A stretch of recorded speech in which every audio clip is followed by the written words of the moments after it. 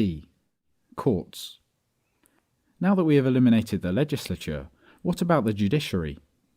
Supporters of government claim that government is necessary to provide a system of courts for settling disputes. In the absence of the government provision of a known and indifferent judge, human beings would have no way to peacefully resolve interpersonal disputes.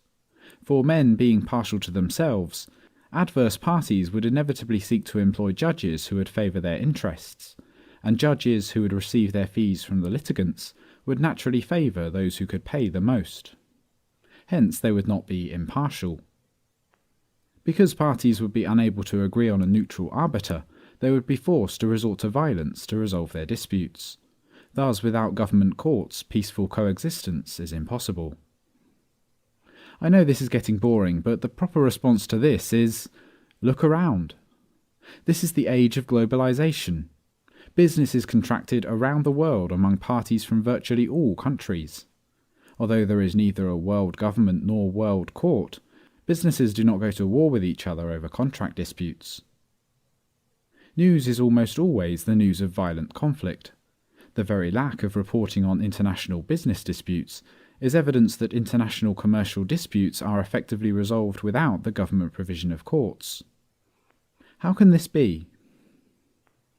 The answer is simplicity itself. The parties to international transactions select, usually in advance, the dispute settlement mechanism they prefer from among the many options available to them. Few choose trial by combat. It is too expensive and unpredictable. Many elect to submit their disputes to the London Commercial Court, a British court known for the commercial expertise of its judges and its speedy resolution of cases that non-British parties may use for a fee.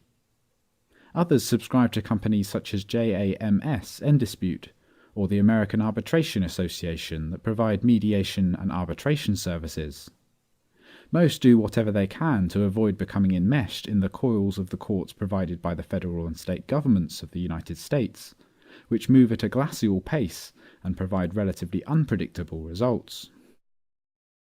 The evidence suggests that international commercial law not only functions quite well without government courts, it functions better because of their absence. But there is no need to focus on the international scene to observe that human beings do not need government courts to settle disputes peacefully. Labour contracts not only specify wage rates and working conditions, they create their own workplace judiciary, complete with due process guarantees and appellate procedures. Universities regularly provide their own judicial processes, as do homeowner associations. Stockbrokers agree to submit employment disputes to binding arbitration as a condition of employment. Religious groups regularly settle disputes among congregants by appeal to priest or rabbi. Disfavoured groups, for whom prejudice makes trial in government courts a mockery, readily devise alternative mechanisms for settling disputes without violence. Insurance companies provide not only compensation for personal injury and property damage, but liability insurance, by which they assume the responsibility of resolving conflicts between their clients and those of other insurance companies, according to antecedently specified agreements that allow them to avoid the morass of the government judicial system. And empirical evidence demonstrates that when potential litigants in the government court system are directed into mediation, a significant portion of the lawsuits are resolved without trial. But don't just look around. Look back. Tax-supported courts of general jurisdiction are an entirely modern phenomenon. Anglo-American law evolved in the context of a richly diverse set of competing jurisdictions. The royal courts, once they developed, existed in parallel with the antecedently extant hundred, shire, manorial, urban, ecclesiastical, and mercantile courts. These court systems had fluid jurisdictional boundaries, and because the courts collected their fees from the litigants, they competed with each other for business.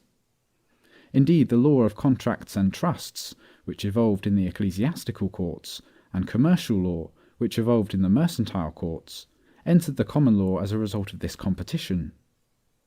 Further, the royal courts themselves consisted of 4 different and competing courts: King's Bench, Common Pleas, Exchequer, and Chancery. These courts, like the others, collected their fees from the litigants, and hence competed among themselves for clients. It was only with the Judicature Act of 1873 and the Appellate Jurisdiction Act of 1876 that the British government assembled its courts into its present monolithic, hierarchical structure, with American courts following suit at varying intervals thereafter. Further, focusing on the competition among the common law courts misleadingly underestimates the diversity of the dispute settlement mechanisms that were actually employed. Because the cost of utilising the common law courts was too great for the typical working man, those courts were virtually irrelevant to the majority of the population.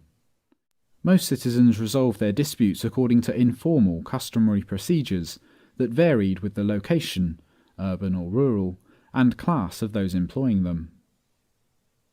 Since our present relatively non-violent capitalistic society evolved in the context of a diverse and competitive system of courts and dispute settlement mechanisms, it cannot be the case that government provision of courts is necessary for peaceful settlement of disputes. In fact, a comparison of the amount of rancorous dissatisfaction produced by the contemporary government-supplied judiciary, consider the tort reform movement, with that associated with the more variegated traditional system of resolving disputes, suggests that the government provision of courts reduces, rather than augments, social peace.